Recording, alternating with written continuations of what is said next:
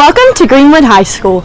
My name is Rachel Gilmer, Student Body President for the year of 2020 and 2021. Now I've sat through 2 high school graduations and 1 college graduation, so I know what you're thinking. Oh boy, another speech. But I promise to make this one as quick and fun for you guys as possible because I know we are all anxious to see our graduates take the stage. But before I get started, I cannot miss this opportunity to thank some people who have got us through this crazy year.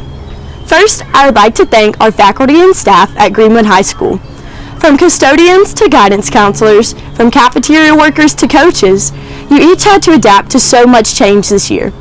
Without your ability and willingness to adapt to change, we would not be where we are today.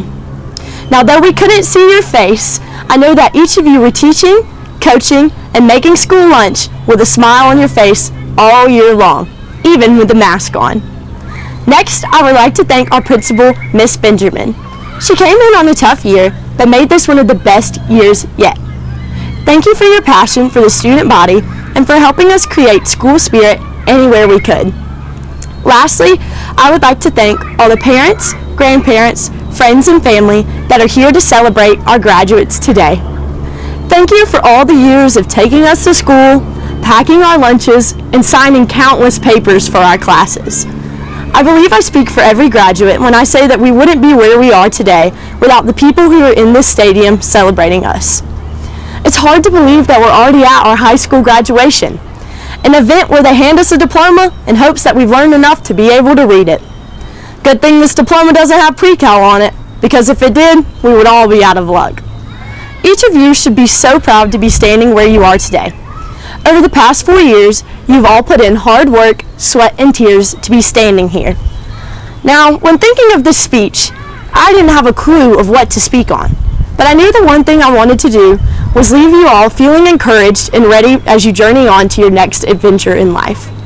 So, to do that, I have a question for you.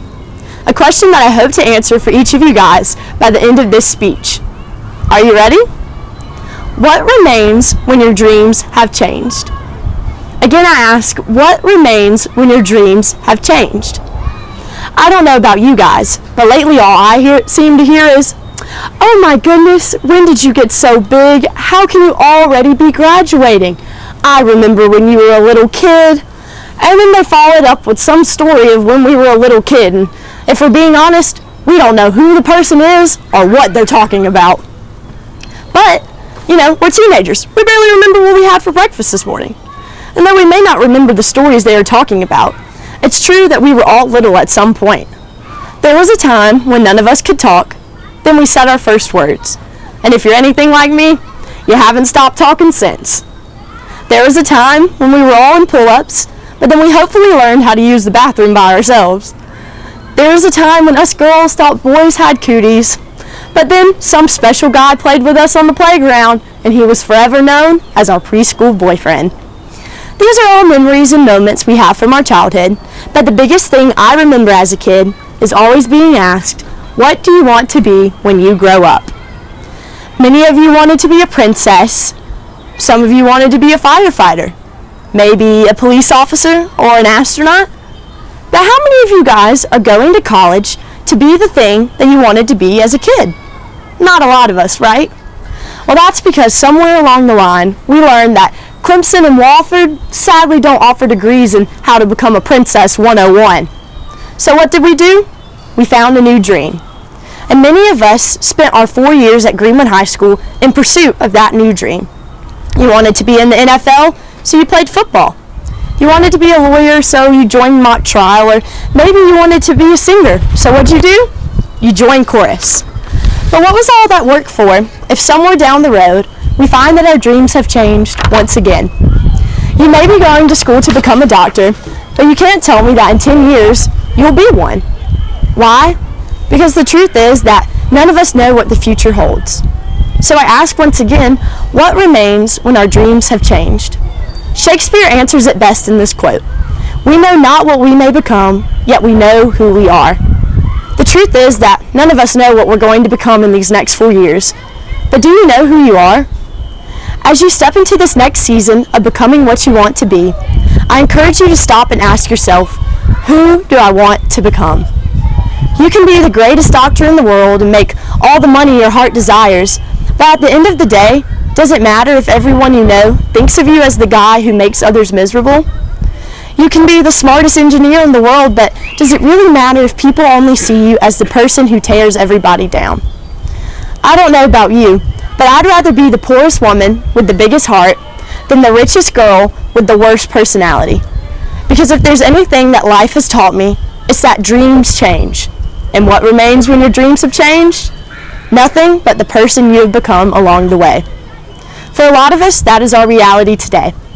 We leave behind our teams, our schools, our friends. We leave behind every dream that we planned on achieving in high school, and all we're left with is the person we have become over the past 4 years. So I ask you, do you like what you see? As we go into this next adventure of life, remember that your occupations will come and go. Your college major may change. Your income will rise and fall. The stock market may crash. The economy will be weak and the economy will be strong. And at the end of the day, when our titles are taken away, our accomplishments are hidden, and our bank accounts are empty, all that we will be left with is the person that we have become. Ever since we were kids, we've been asked, what do you want to be when you grow up? Now most of us know the answer to that question, and we're on our way to pursue that dream. So as we've all spent the last 4 years answering the question, what do we want to be? I leave you with a new question for the next 4 years.